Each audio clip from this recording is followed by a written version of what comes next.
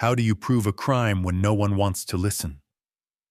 Sometimes courage means staying quiet and not looking away.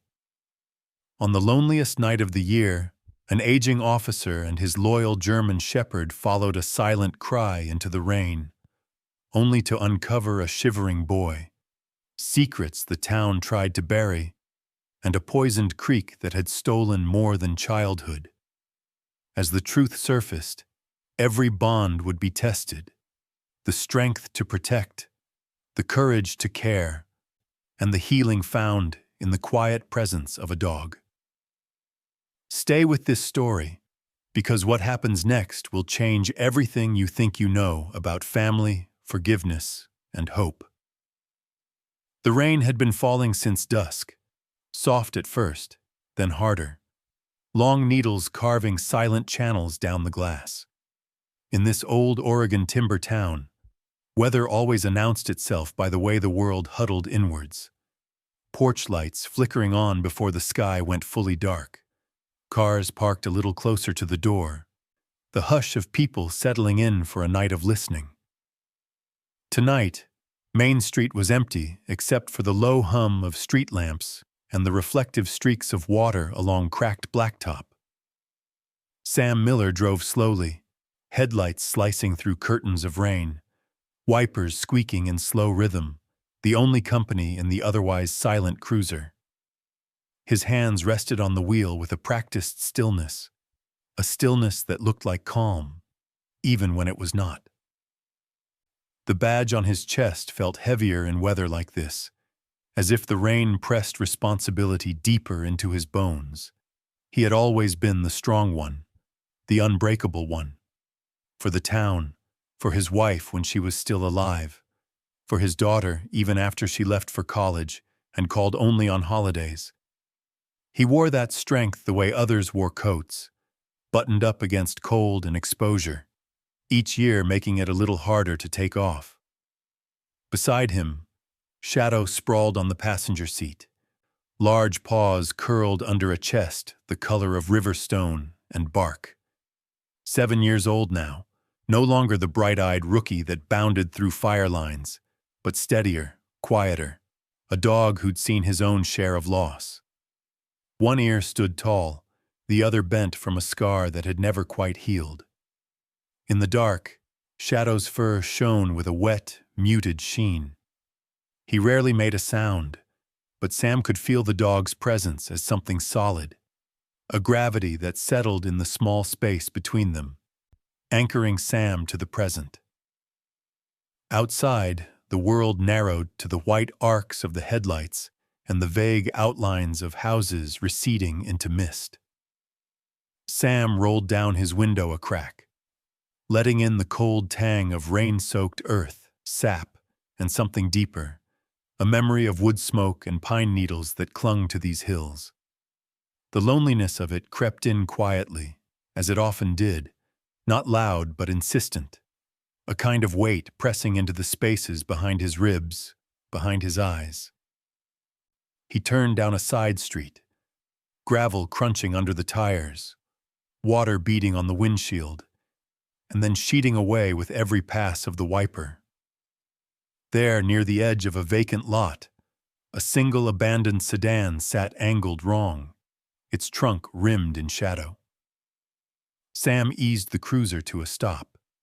This was the kind of thing he told himself was routine. Cars left too long. Maybe some kid ducking out of the rain. Still, he hesitated, letting the motor idle, letting the moment stretch. Shadow stirred. Sam watched as the dog lifted his head, ears forward. For a moment, Sam almost smiled. It was an old habit, letting the dog's instinct lead, trusting his partner's body language more than his own restless thoughts. Shadow's nostrils flared. A low, barely audible growl vibrated in his chest. Not threat, just tension, the kind that made every hair along his spine bristle. He moved closer to the glass, pressed his nose to the window, gaze fixed on something Sam couldn't see. Sam exhaled, slow and steady. The rain pounded harder, drumming against the roof and hood, drowning out the subtle sounds beneath. He was used to being unflappable, never one to show nerves, never one to admit when the dark felt heavier than usual. But tonight, he felt the tremor in his own hands as he reached for the door handle. The cool metal steadied him, the action itself an anchor to routine. He opened the door, the dome light flooding the cab with gold for a moment before the cold rushed in. He stepped out. Instantly, the rain cut through his jacket, beading and running down his neck, seeping through to the skin. The world outside the cruiser felt both sharp and muffled, sharp with the cold, muffled with the hush of falling water, the kind that made every footstep sound impossibly loud. Sam's boots sank slightly in the muddy gravel as he crossed to the sedan, flashlight cutting a pale circle on the ground. No movement, no sound but rain and the distant restless wind in the trees. Behind him, the cruiser door clicked. Shadow jumped down, landing softly, and stood close, tail low, head turned into the wind. For a heartbeat, they were just two figures in the downpour, man and dog, their breaths forming twin clouds, illuminated by the cruiser's muted headlights. Sam paused, listening. It was the listening that made him most tired, the effort of holding everything together, of pretending that solitude was the same as peace, that being strong was the same as not being lonely. He told himself this was just another call, just another night. But his heart thudded with something unnameable, a small fracture he would not show. Shadow brushed against his leg, silent as always. Sam reached down without thinking, fingers burying in the thick, damp fur behind the dog's collar. The pressure there was both a reassurance and a confession. He didn't have to say anything, didn't have to be anything other than present. Above them, a single street lamp flickered, casting a halo on the glistening pavement. Through the streaks of water, every surface shone gold and black and silver, beautiful in its bleakness. The air smelled of ozone, of rain, of the wood smoke ghosting from 100 darkened chimneys. For a long moment, they stood in silence, two beings joined by a common longing neither would name. Somewhere in the dark, a new sound, barely a sound at all, just a wet, broken sob, carried by the wind and the rain, so small that it might have been a trick of memory. Sam stilled, head cocked, Shadow's body tensed, muscles gathering, eyes locked on the shadowed edge of the vacant lot. Sam followed that gaze, heart tightening, not from fear, but from the old ache of seeing someone else's hurt, the kind he spent years swallowing for the sake of others. He stepped forward into the light, leaving behind the armor of old routines, letting the rain touch his skin. Shadow moved with him, never out front, never behind, always beside, always there. In that quiet, in that moment before discovery, Sam let the hard lines of his strength blur just for a second, washed clean by the rain, held together only by the silent loyalty of a dog who always seemed to know when to wait and when to lead. And then, into the hush, the night breathed in, holding its secret, waiting for someone, just one person, just one animal, to be soft enough to see it. The vacant lot stretched wide and uneven in the rain, a patchwork of sodden grass, standing puddles, and patches of old gravel where weeds had long since taken over. The distant town lights could not reach here. The world felt hemmed in by the curtain of water and the slow churn of mist that pooled along the ground, blurring every edge. It was a place most would hurry past, a place that collected memories no one wanted, discarded bottles, a bicycle frame, the shell of an old oil drum. Shadow moved first. The German shepherd dropped his nose to the ground, posture instantly alert. Each step was silent, paws placing themselves with the instinct of an animal who'd learned to listen, not just with ears, but with the pads of his feet. The dog's breath steamed in the cold, ears shifting, catching sounds that the rain tried to erase. Sam followed, boots squelching in the wet, his flashlight beam skating along the ground in slow, uncertain arcs. His heart ticked loud and slow, matching the deliberate pace of Shadow as the dog traced an invisible line, weaving between puddles and tufts of stubborn grass. The silence of the night was different here, heavier, as if the darkness itself pressed close, asking to be left alone. Sam caught himself holding his breath, then let it go in a long exhale, his jaw set hard against the chill. He was good at pretending he felt nothing, good at standing tall, had done it all his life for everyone else. Tonight, he only wanted to do the job, get home and rest his tired bones. But Shadow had other plans. The dog paused, body tense, nose raised, nostrils flaring as if testing the air for a story only he could hear. Sam stopped beside him, the rain stinging his cheeks, running from his brow down into the collar of his jacket. He waited, 1, 2 heartbeats, watching the dog for a sign. A small whimper came from somewhere up ahead. Not a voice. More the echo of pain, a sound so fragile the rain nearly swallowed it.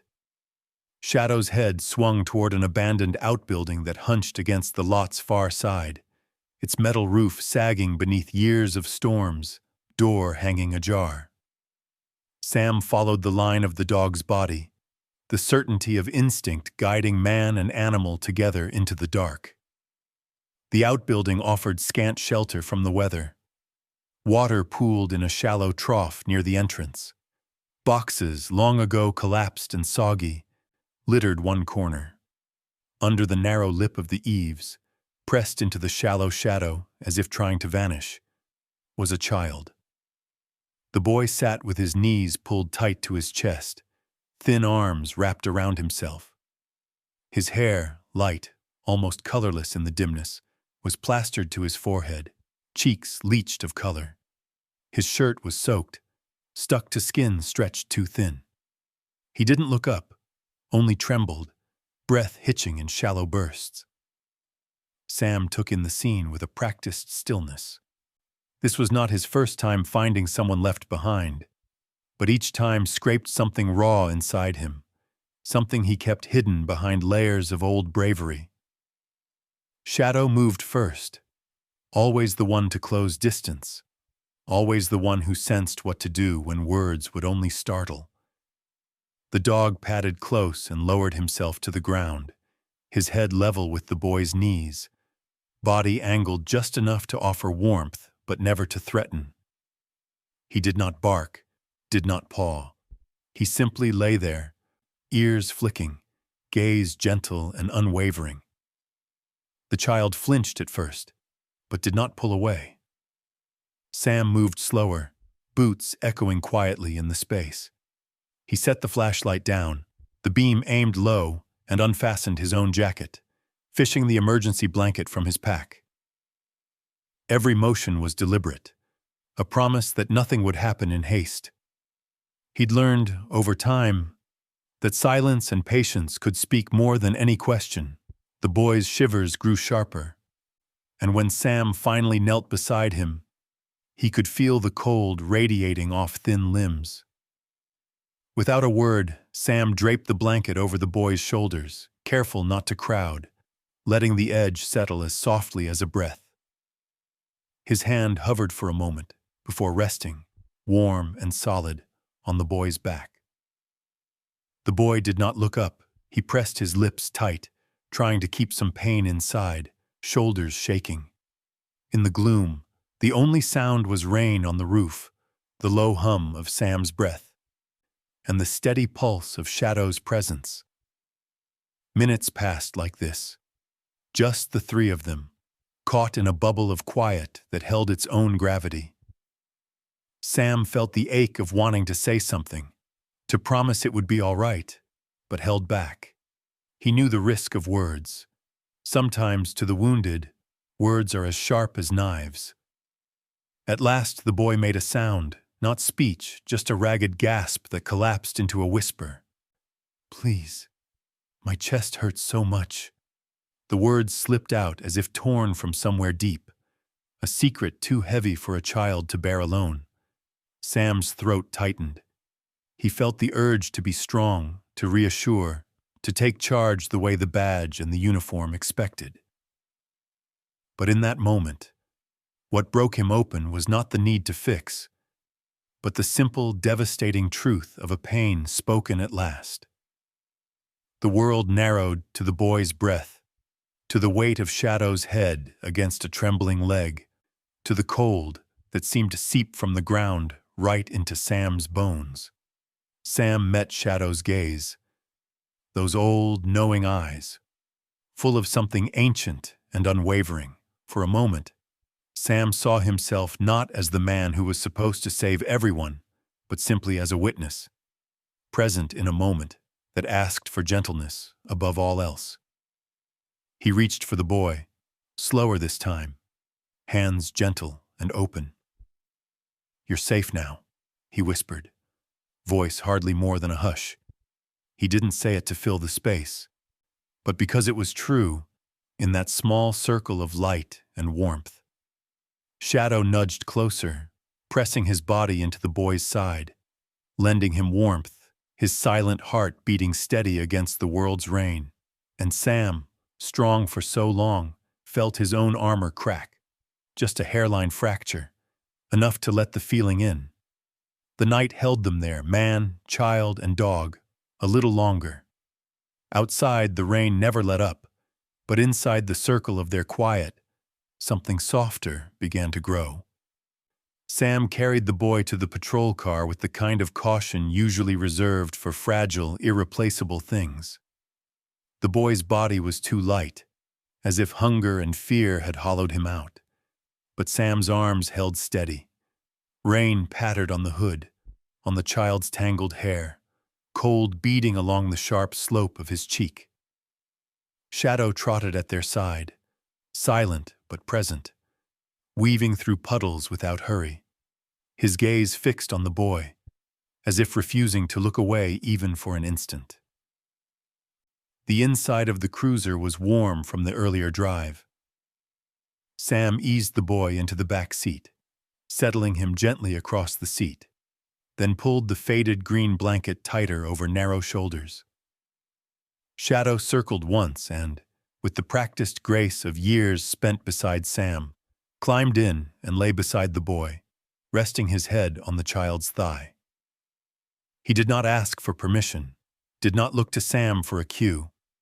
He simply placed himself where he was needed, a soft weight anchoring the trembling body. Sam slid into the front, the driver's seat creaking beneath him. For a moment he simply sat, listening to the rain, to the click and hum of the cooling engine, to the hush that filled every space between sound. He saw his own hands on the wheel, knuckles pale, the badge on his jacket darkened with rain. In the rearview mirror, the boy's face was turned toward the window, eyes closed, lips parted around shallow breaths.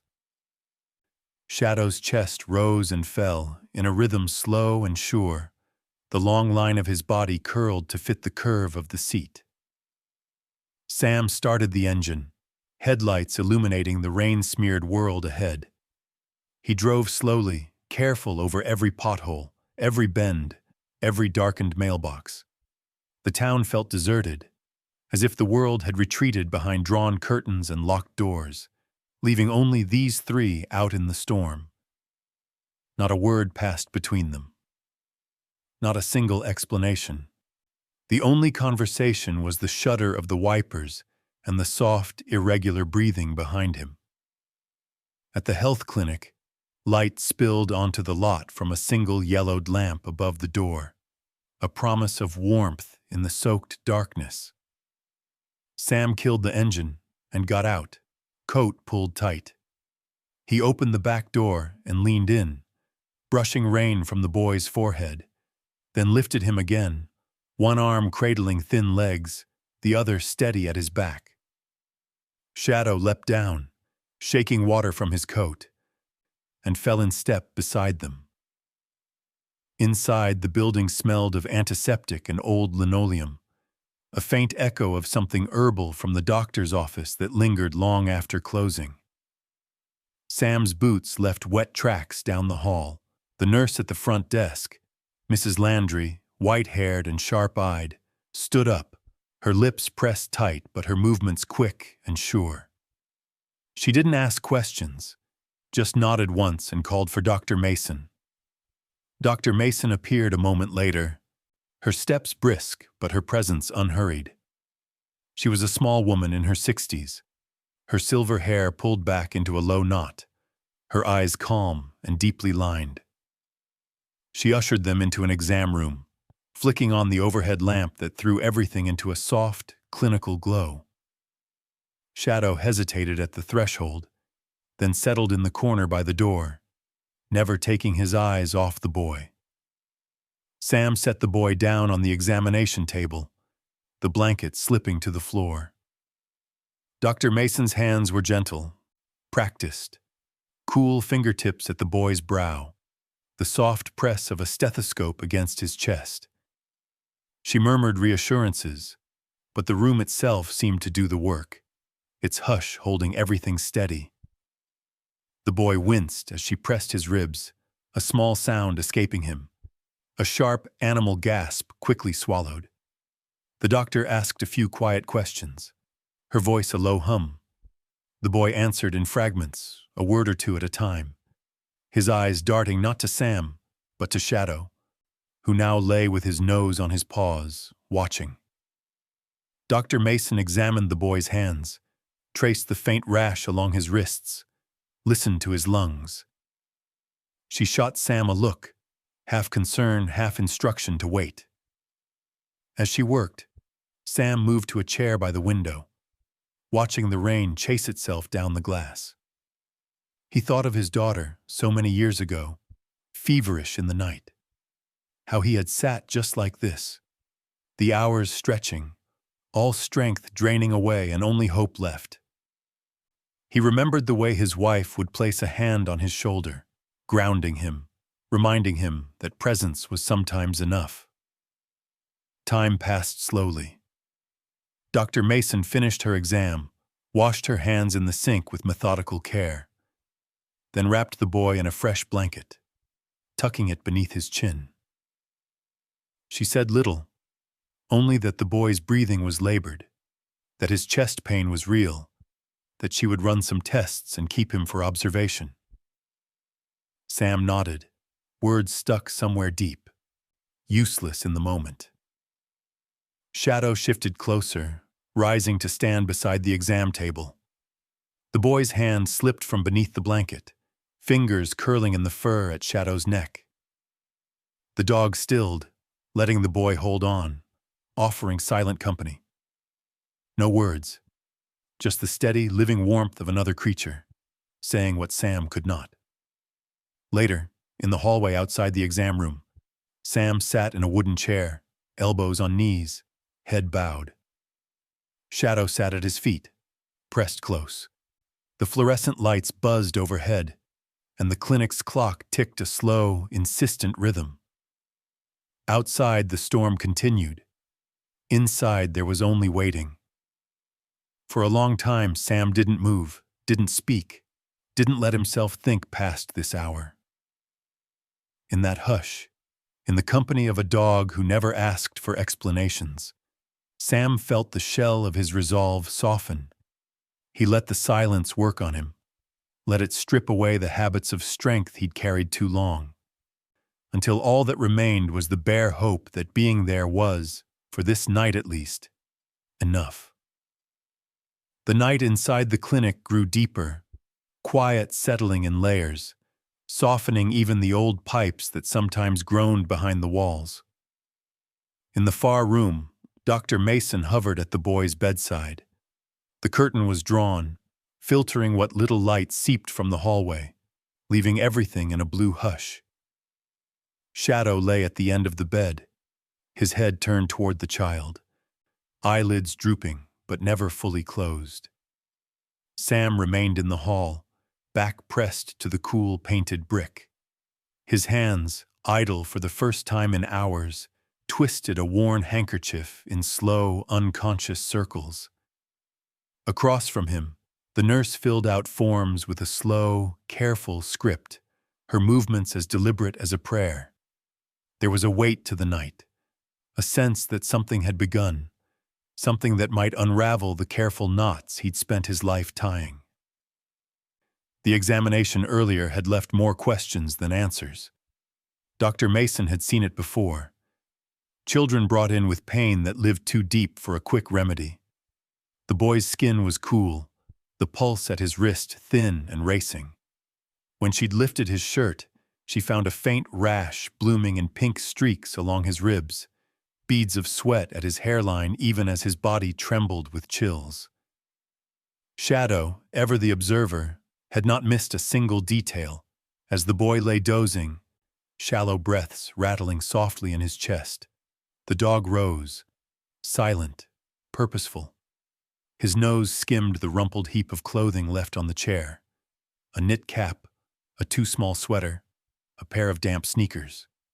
He sniffed each item, his movements methodical, tail barely twitching, then circled back to the cap, nose buried deep in the wool. The tip of his tongue flicked against the fabric. Sam watched, saying nothing. Sometimes, he thought, the dog found truths no man could sense. The room filled with the subtle scent of antiseptic and something underneath, a chemical tang that didn't belong, sharp as a memory of burnt wires. Dr. Mason approached, brow furrowing. She reached for the sweater, lifting it to her own nose and caught the odd, synthetic odor. "That's strong," she murmured, voice barely louder than the rain against the window. The boy, still curled beneath the blanket, didn't stir. His hand splayed across his chest as if holding something inside.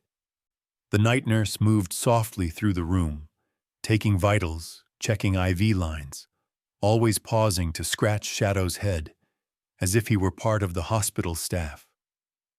The dog's eyes tracked every gesture. Each time the boy coughed, a deep, wheezing sound, Shadow shifted closer, his tail thumping gently against the frame of the bed. Sam, used to stoicism, felt an ache in his chest that he could not name. He had been the rock for so long, the one who stood still when others wavered. Now, in the thin, uncertain light, he saw how a child could teach a man how to soften, simply by refusing to be strong. The boy kept his silence. He looked out the window where water traced ghostly patterns down the glass. His fingers drew slow, wandering circles on the condensation, each one growing, overlapping, fading. There was an art to his avoidance, a way of shrinking inside himself until nothing could reach him, except, perhaps, the soft weight of a dog's muzzle.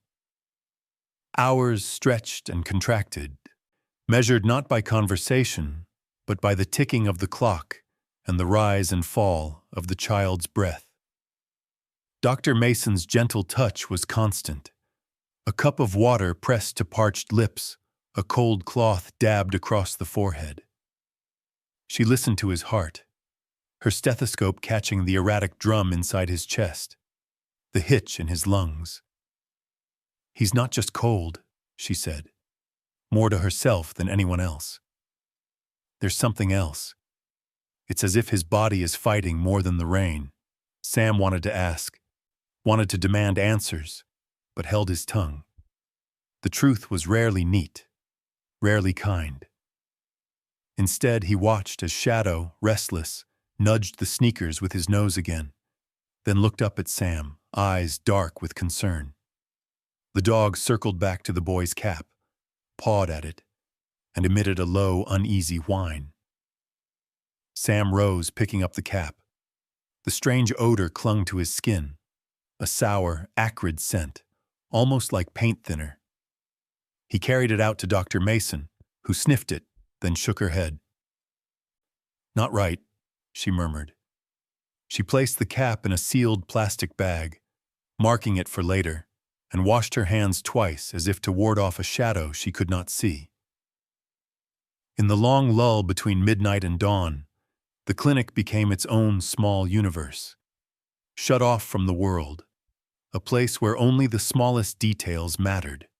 A nurse's soft step, a dog's tail sweeping the tile, the boy's hand, always curled tight against his chest, refusing comfort yet needing it all the same. Sam sat beside the bed for a while, elbows on knees, watching the boy's face, searching for any sign of change. The fluorescent lights hummed overhead, rain still pressed against the glass. Outside, the world was black and endless. Inside, time moved in gentle pulses, dictated by breath, by heartbeat, by the slow, insistent waiting for morning.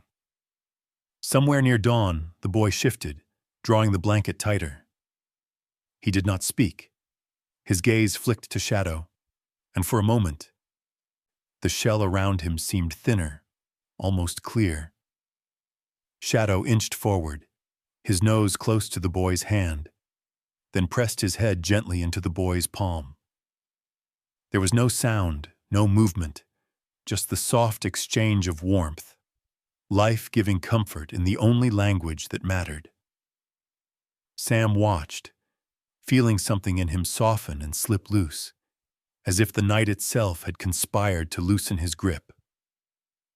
The world outside the window waited, but for now, the smallest gestures, Shadow's touch, the slow turn of a hand, spoke all the truths words could not reach. Morning brought no sun, only a faint thinning of the clouds, a weary grayness that pressed close to the earth.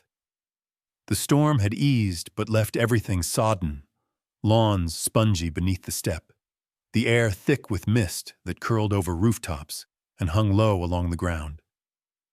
In the silence, Pine Creek looked abandoned, every porch empty, mailboxes shining wet in the gloom.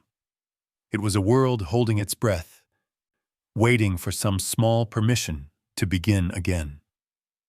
Sam awoke on the hard chair in the clinic hallway, his coat thrown over his chest, shadow curled in a tight crescent against his boots. For a moment, neither moved. Sam blinked at the clock. Barely 6. The boy was still sleeping, his breath softer, steadier, but his skin drawn tight over his cheekbones. Dr. Mason, red-eyed but resolute, had left a note. "Keep watch. I'll be back after rounds." Sam rose, stretched stiff shoulders, and glanced out the narrow window. Beyond the parking lot, a faint trail of mist drifted over the vacant lot and the line of trees beyond. For a moment, he considered simply sitting, letting the world carry on without him, as it sometimes did for those who held too much. But the memory of the boy's pain, the odd chemical tang on his clothes, and Shadow's restless searching would not let him rest. Shadow was on his feet as soon as Sam pulled on his jacket. The dog moved with that old, silent determination, paws padding nearly soundless down the hallway, body tense but focused. They slipped into the morning, the door whispering shut behind them, the hush of the clinic giving way to the deep quiet of a world not yet fully awake. The town's edge blurred into a sprawl of overgrown grass, empty lots, and the tangled skeletons of half-fallen fences. Sam's boots left dark impressions on the wet path as he headed back to the abandoned outbuilding. The cruiser sat untouched where he'd left it, hood speckled with fresh rain. Shadow circled the lot, nose close to the earth, tracing the same path he'd taken in the night. Here in daylight, the landscape felt changed, more real and yet more uncertain. The puddles were deeper, the mud cold and clinging. A crow called from a power line, wings flashing black through the fog. Sam watched as Shadow stopped near the collapsed fence, ears pricked, body low. The dog pressed his nose to a clump of grass, then moved forward, one careful step at a time. Sam followed, letting the dog lead. He'd learned the lesson years ago. Sometimes, the best thing a man could do was let another creature show the way. Shadow slipped through a narrow break in the old chain-link fence, pushing past the dew-soaked stalks of wild fennel and thistle. Beyond, a shallow ditch ran along the edge of the lot, choked with weeds and fallen leaves. The dog paused, tail stiff, then moved to the far side, nose working the air. There, a hole nearly hidden by a spill of dead branches, the opening no bigger than a dinner plate. The scent of oil, sharp and acrid, stung even Sam's human nose. He knelt, brushing the debris aside, squinting into the shadow. The earth around the entrance was scored with small tracks, as if someone, had crawled in and out, searching for shelter, for escape. Shadow nosed at the opening, then drew back, sneezing. Sam reached in with gloved fingers and pulled free a small, mud-caked object. A child's glove, too small for anyone but the boy, the bright blue knit dulled by grime and oil. He turned it over, the palm stained dark, the fibers stiff with something that stuck to his skin. The smell was unmistakable, chemical, metallic, as if the world itself had bled. He sat back on his heels, heart sinking, glove held carefully in one hand. Shadow sat beside him, eyes trained on Sam's face, ears half flat, waiting for a sign. For a moment, the only sounds were the distant rush of water in the creek, the soft rustle of leaves, the low, uncertain hum of life trying to go on.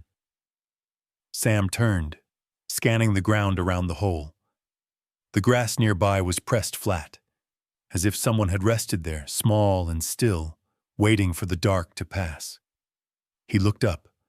Beyond the lot, a line of cottonwoods traced the route of the old drainage ditch, their branches bare, reaching skyward like outstretched hands. He stood, pocketed the glove, and moved to the ditch, Shadow following close. The chemical smell grew stronger near the water, a sharp note beneath the cool, earthy tang of wet leaves and mud.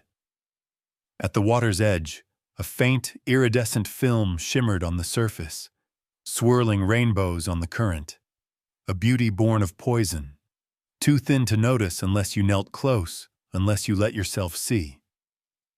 Shadow nosed at the water, then recoiled, hackles raised, as if even his thick fur could not keep out the wrongness here.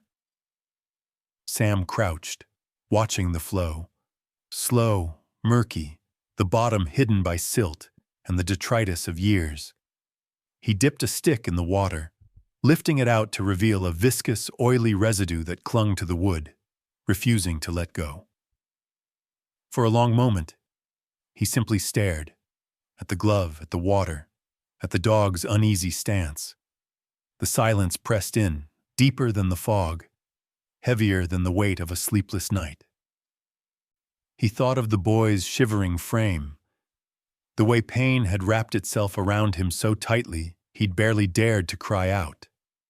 Sam stood and pulled a plastic evidence bag from his pocket.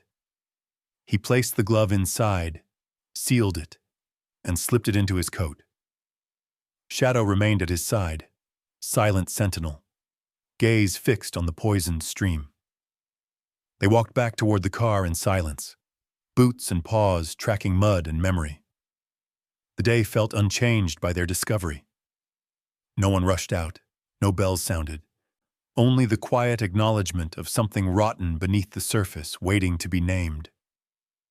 Back in the cruiser, Sam sat behind the wheel, the glove heavy in his lap. He stared through the windshield at the veiled sun, at the empty lot, at Shadow's reflection in the glass. The world outside had shifted, but inside, the only movement was the slow thaw of a heart that for too long had pretended strength could ward off all sorrow. Shadow watched him, eyes soft, breathing slow, a silent promise. Whatever lay ahead, they would not turn away. Not now. By midday, the gray clouds had hardly shifted, though the rain had tapered to a faint drizzle, just enough to blur the world behind veils of mist. Sam sat at his kitchen table, the evidence bag with the child's glove and a plastic vial of creek water beside a half-empty mug of coffee grown cold. The house felt too large for him. Every sound, every tick of the clock, pressed into the silence left by years of absence. He turned the glove over in his hands, eyes tracing the stains and the hardened fibers, the memory of the boy's trembling hands clinging to the fabric like a question he was still afraid to answer. Shadow lay by the door, chin resting on his paws, eyes never straying far from Sam. Even in stillness, the dog seemed alert, attuned to the pulse of unease that filled the small house. Now and then, Shadow would lift his head, ears pricking as if listening for a sound Sam could not hear, then settle again, the rhythm of his breathing the only steady thing in a world where everything else felt provisional. Sam found himself thinking about the stream behind the warehouse, the way its banks had been eaten away, the way the water had curled, almost oily, around the stick he'd drawn through its surface. There were no minnows, no darting frogs, no bird tracks at the edge of the mud. He remembered, from years past, the laughter of children wading there in summer, the wild raspberries growing along the bank, how the water had once been clear enough to see all the way to the bottom. Now the silence was total. The only sign of life was the blue glove, the shimmer of chemicals that no rain could wash away. He opened his old laptop, fingers stiff from the morning's chill, and began to sift through the town records. There it was, again and again. The creek listed as a drainage site for Pine Creek timber. Discreet notations in council minutes. Half-hearted complaints from neighbors about smells and strange colors in the water. A few yellowed clippings about minor accidents at the plant. Nothing had ever come of it. The records felt as thin and breakable as the membrane between night and dawn. Shadow rose, stretching, and crossed to the door. He pawed gently at the latch, then looked back, tail swaying once. Sam followed, boots thunking on the old wood floors. The house is quiet, holding him close. Outside, the world felt heavier for its hush, the air tasting of rain and something older, a residue that clung to the tongue, to memory. They walked along the alley behind the clinic, then cut across the overgrown lot, Shadow moving ahead, pausing only to look back when Sam slowed. By the time they reached the creek, the clouds had thinned just enough to let a wan shaft of light strike the water, catching on the oil-slick surface, bending rainbows over the dark flow. Shadow sniffed along the bank, paws careful where the ground turned soft. Sam crouched beside the stream, plastic sample vials and his notebook ready. He dipped the vial, filled it, capped it tight, hands steady even as his heart beat faster. He scooped mud into a second bag, wiped his hands, and wrote in slow, deliberate script. Site 1. No living insects. Odor acrid. Water thick, gray-blue, reflects light in iridescent film. His pen scratched on the damp paper, a record of what should never have been invisible. He glanced up, memory pricking. The boy's eyes, wide and clear, not with fear, but with a resignation too old for his age, as if pain had always been part of the world, as ordinary as rain.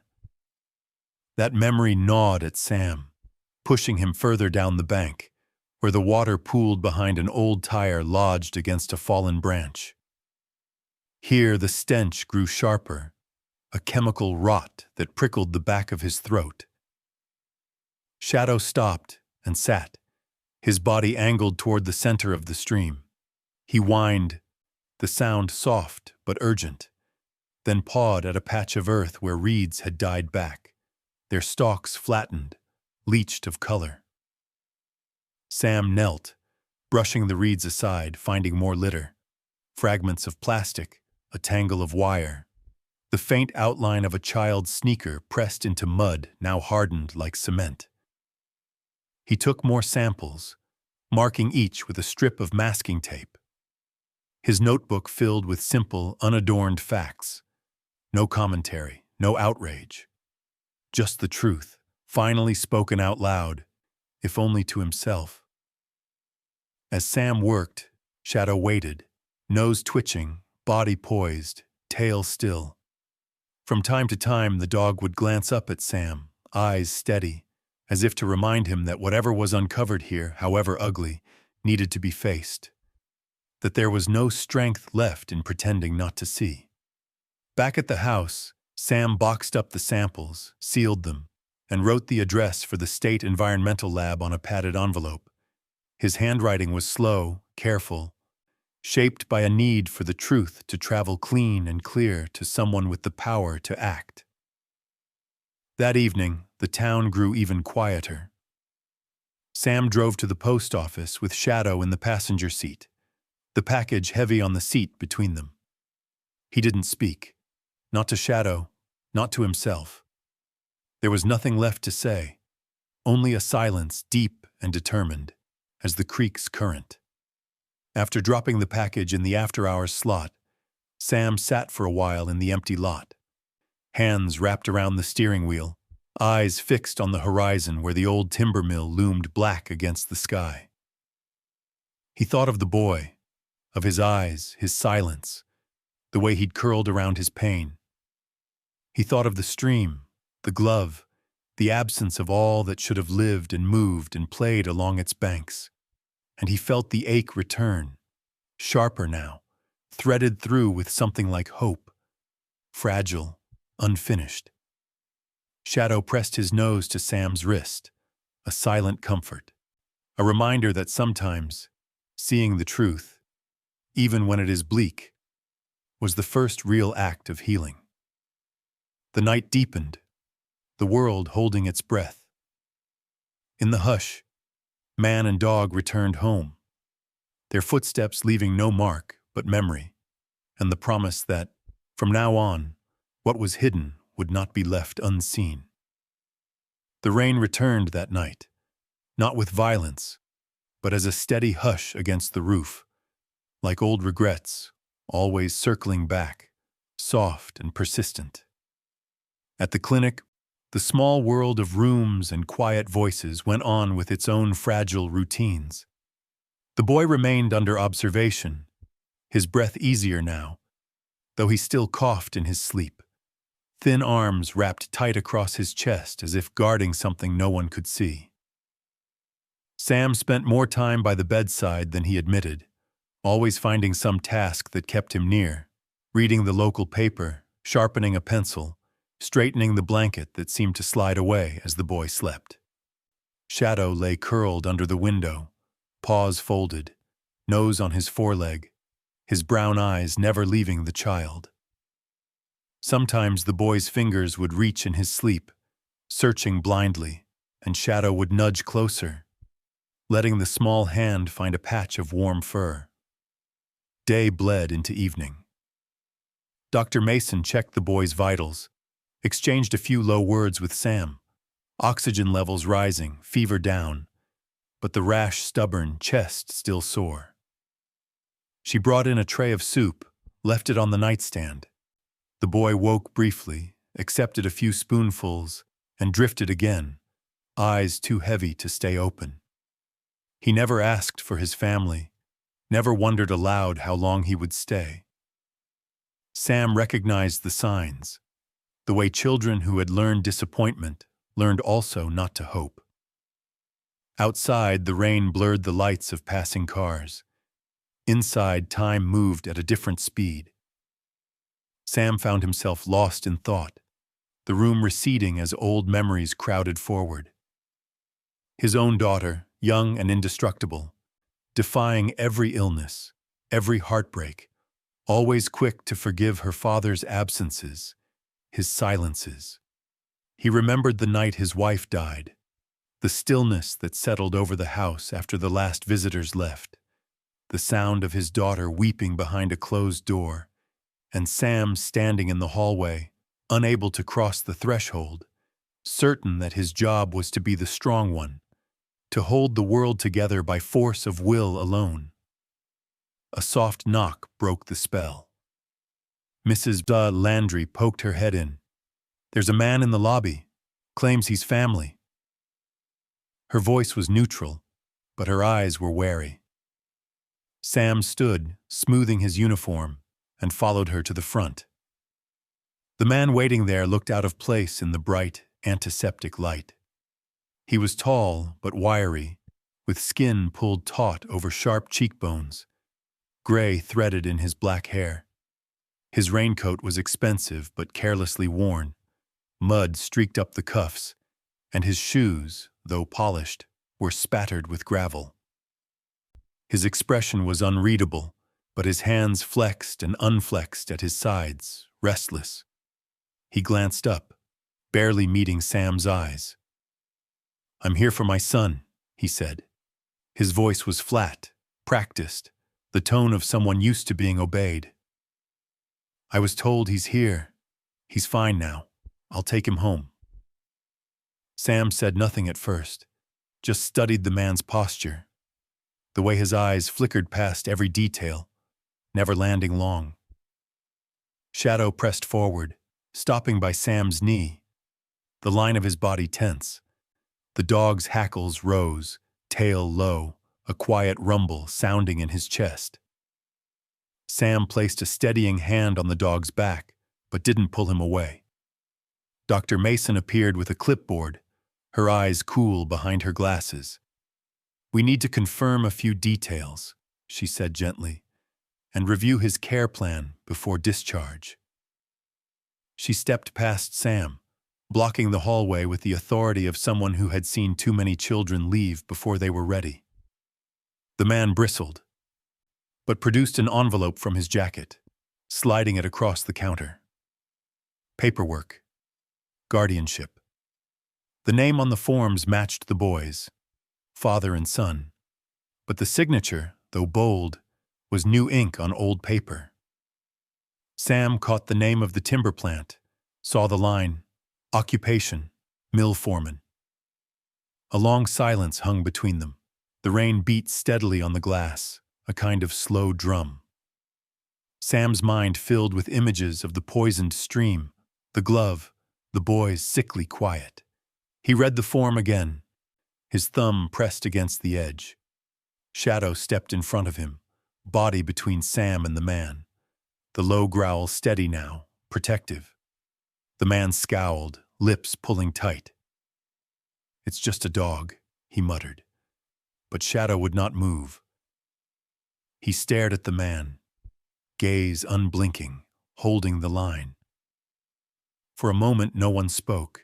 In the air was the old fear, that to speak the truth would be to break something that could not be fixed. Dr. Mason called the boy's name. He appeared in the doorway, shoulders hunched, eyes fixed on the floor. His breath caught at the sight of his father. Just once, a quick flinch, then stillness. He wrapped his arms across his chest rising in shallow, wary bursts. Sam crouched beside Shadow, speaking in a voice low enough that only the boy would hear.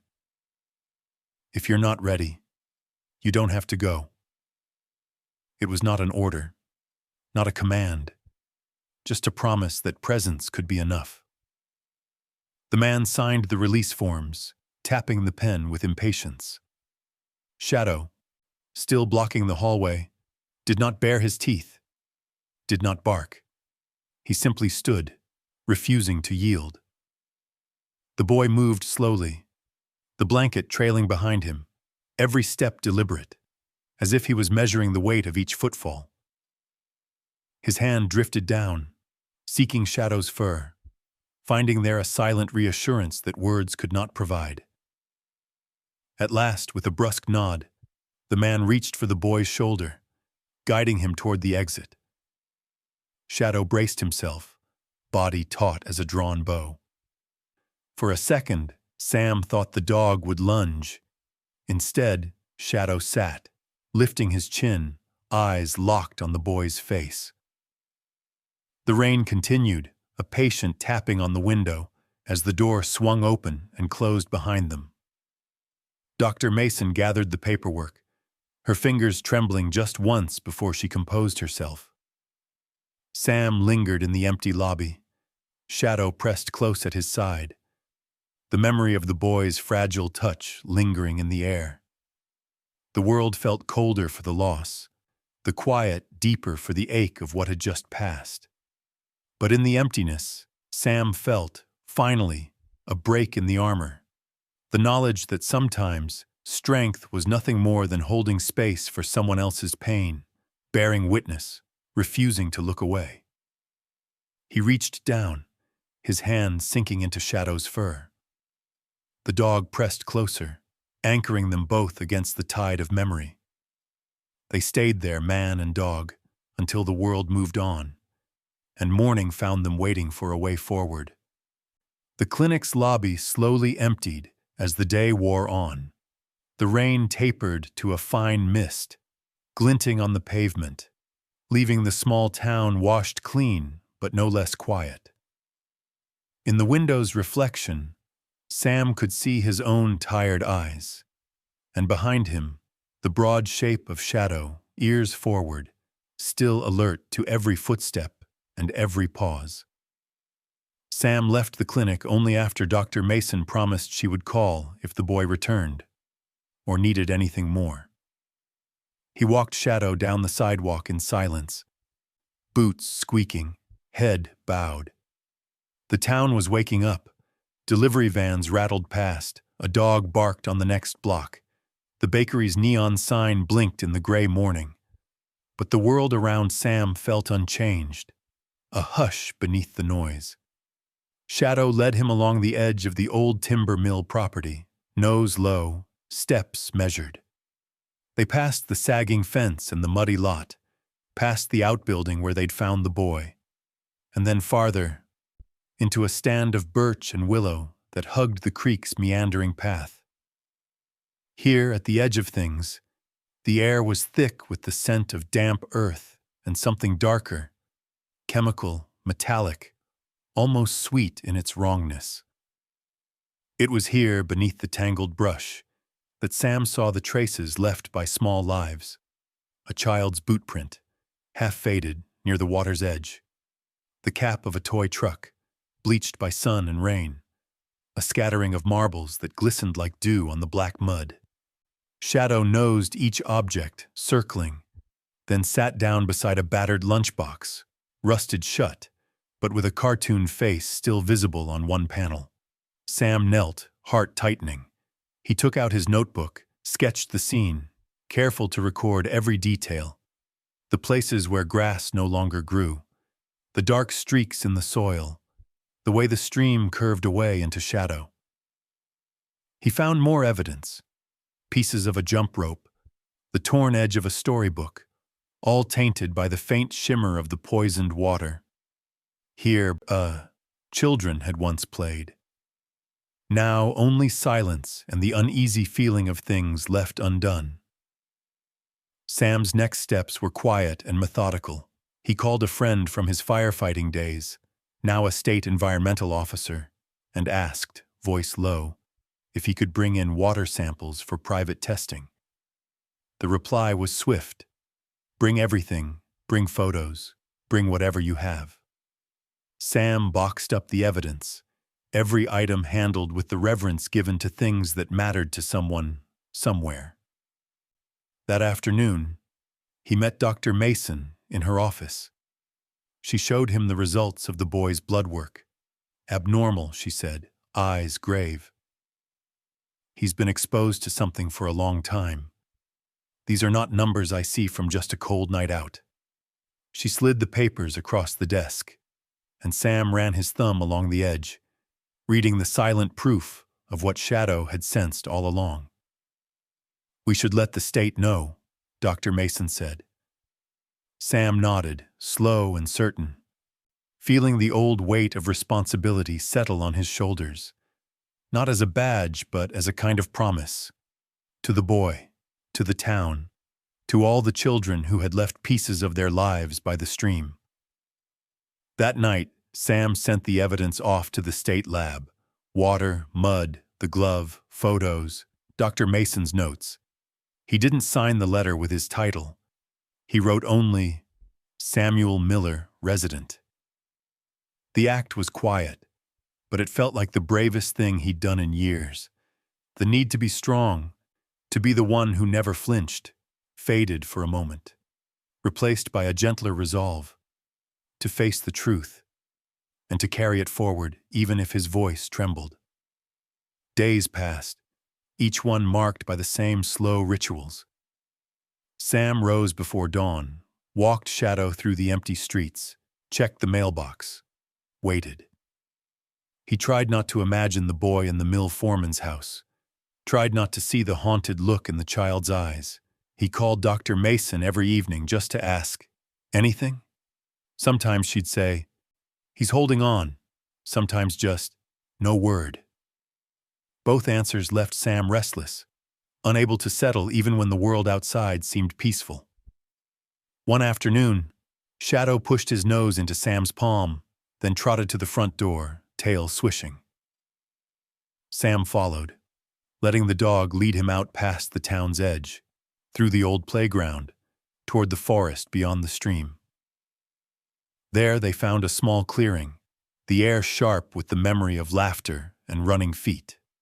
Sam sat on a fallen log, Shadow pressed close against his leg, and listened to the hush, a quiet deeper than solitude, where the ache in his chest felt a little less like a wound and more like a space waiting to be filled.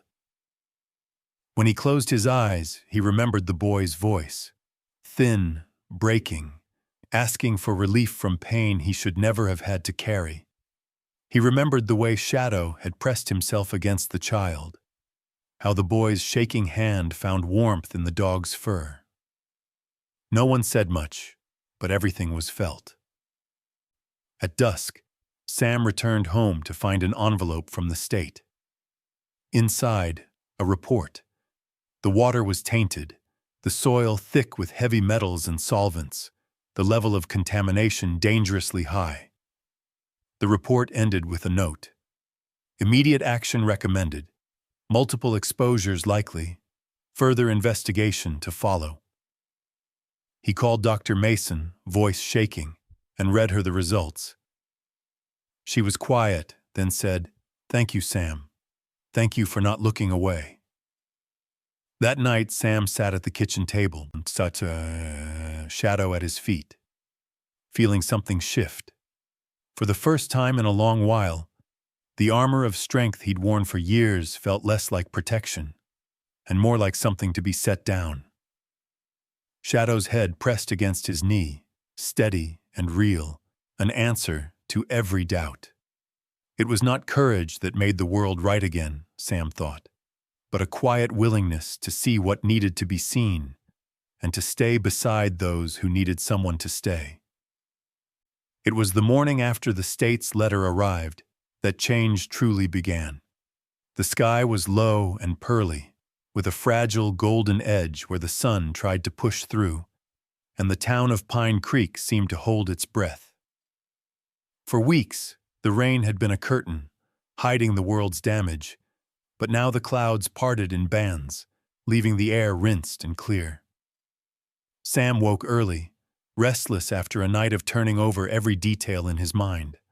On the kitchen table, the state's report sat open beside his empty mug, as if waiting for him to act. Shadow was already at the door, body taut with a silent question. What next?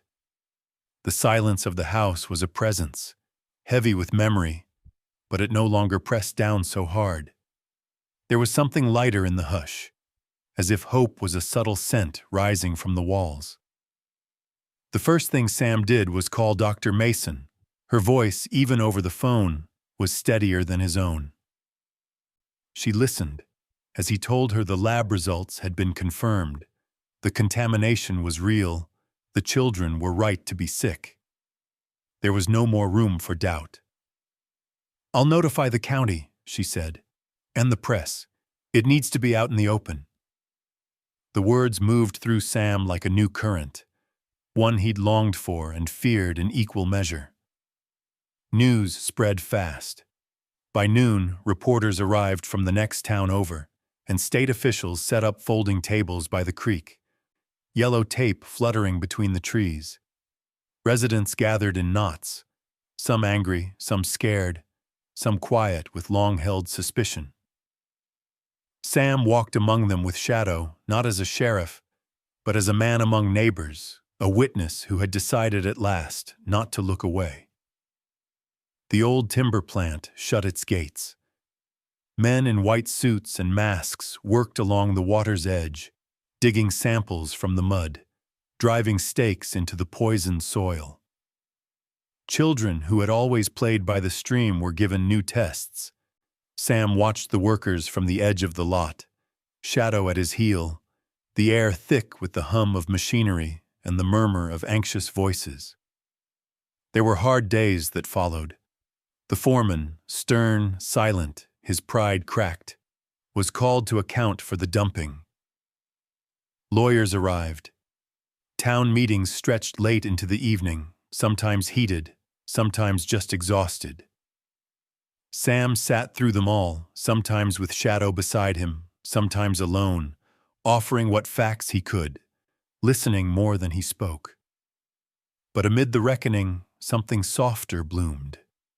Parents who had long ignored each other started talking, trading phone numbers, sharing rides. A new sign was posted by the creek. No entry, environmental hazard. But behind the warning, kids gathered anyway, inventing games with sticks and stones while their parents watched, warier but closer than before. Dr. Mason became a fixture, setting up a tent to run health checks, her gentle presence a steady anchor. The boy, no longer just the boy, but now called by name, Thomas, was given a new start. Social services, after reviewing the evidence, placed him with a distant aunt who lived on the edge of town. She was a quiet woman with kind eyes, her hands calloused from years in the school kitchen, her lap always open for a small child and a dog. Thomas spent afternoons in her sunny yard, tracing shapes in the dust, his chest rising more easily, a dog-eared book always within reach. Sam visited sometimes, bringing Shadow along. Thomas was slow to trust, but when Shadow bounded ahead, tail wagging, the boy's careful smile would break through his reserve. He would run a hand down Shadow's back, lean in close, whispering secrets Sam never tried to overhear. There was a new gentleness in Thomas's eyes, no longer a refusal to feel, but a tentative curiosity, a willingness to begin again. Healing, Sam realized, was not a straight line. There were days when the pain returned, when Thomas would freeze at a loud voice, or when the creek's new fences reminded everyone what had been lost. But there were also mornings when laughter floated through the open windows, and Sam, passing by on his patrol, would pause, hand on the steering wheel, and simply listen. At home, Sam found himself letting go of old routines. He washed the evidence samples from his hands, aired out the small spare room, let sunlight pool on the floors. Sometimes, late at night, he would stand on the porch with Shadow, watching the stars prick through the darkness, feeling the ache of old grief shift into something quieter. He understood at last that being strong was not about carrying everything alone, but about letting the truth breathe, letting it change you, letting it make space for others to enter.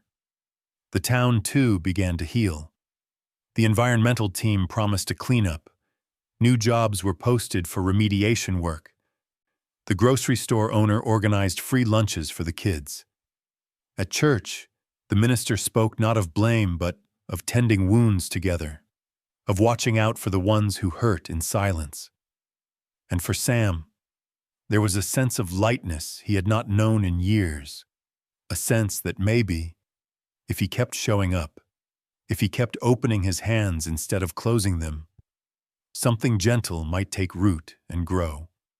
One afternoon, as spring crept back into the valley, Sam stood by the creek, now ringed with orange tape and the first wildflowers of the season. Shadow raced along the bank, chasing a stick Thomas had thrown, the boy's laughter ringing clear and true.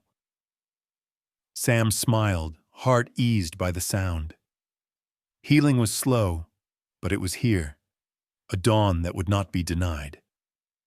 Spring found Pine Creek all at once, as if the town had awakened from a long, cautious dream.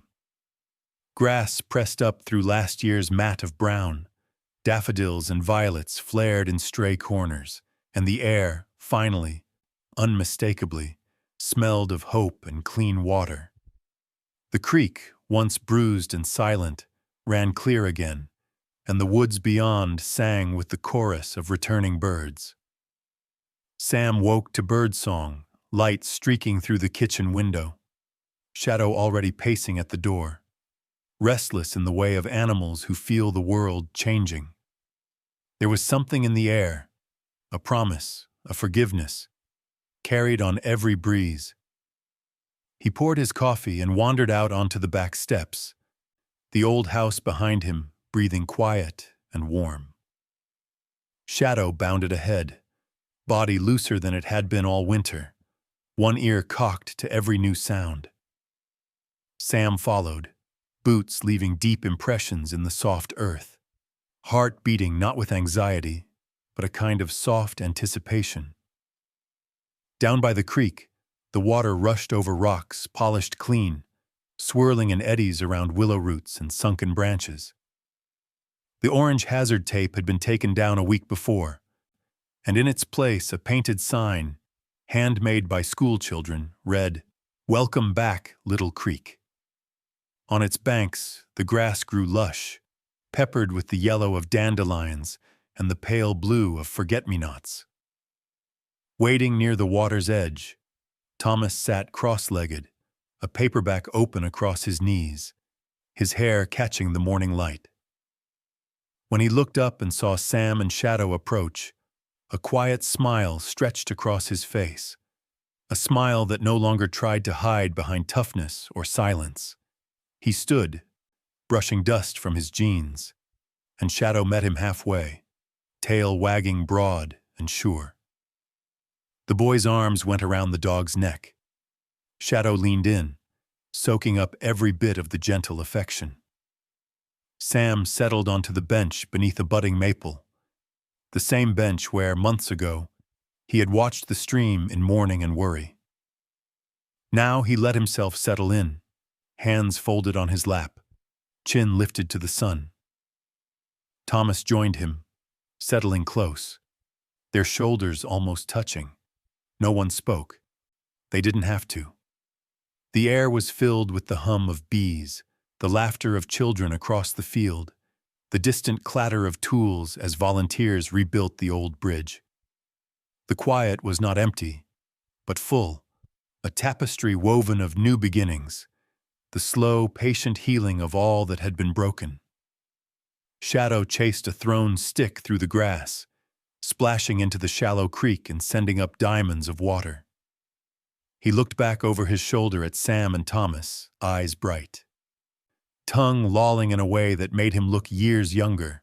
When Thomas called his name, just once, soft and sure, Shadow bounded back, shook himself, and pressed his wet head against Sam's knee. Sam ran his hand along the dog's back, feeling the thrum of life, the warmth, the unspoken gratitude that moved between them.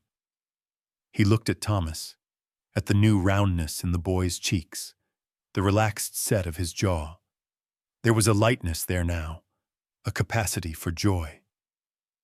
Thomas leaned into Sam's side, head resting briefly against his shoulder. Neither one feeling the need to fill the moment with words.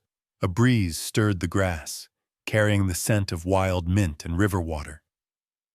Sam closed his eyes for a heartbeat, letting himself rest in the simplicity of it. The dog's soft panting, the boy's slow breath. The creek's endless motion, the armor he had worn for so many years, felt lighter now, less necessary. In its place, something else had grown, an understanding that family was not only made by blood, but by the daily acts of turning toward each other again and again, through pain and doubt and the long labor of healing. He remembered his wife's voice, gentle but insistent. "You don't have to hold the world up alone." He thought of the years spent pretending strength was a shield, of the loneliness that came from silence. And now, sitting here, he understood. Strength was in letting go, in letting others come close, in trusting the softness that followed sorrow. Shadow curled at their feet, chin on his paws, eyes half closed, one ear twitching at every passing bee. The day moved slowly, shadows turning and softening, the sun warming everything it touched. Thomas traced patterns in the dust with a stick, pausing sometimes just to watch the water, or to look at Sam, as if confirming again that yes, he was safe, he was home.